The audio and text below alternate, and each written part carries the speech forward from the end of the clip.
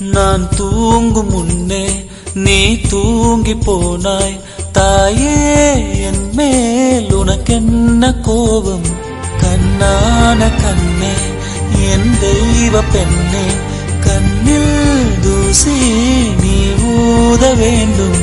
ஐயோ ஏன் இந்த சாபம் எல்லாம் என்றோ நான் செய்த பாவம்.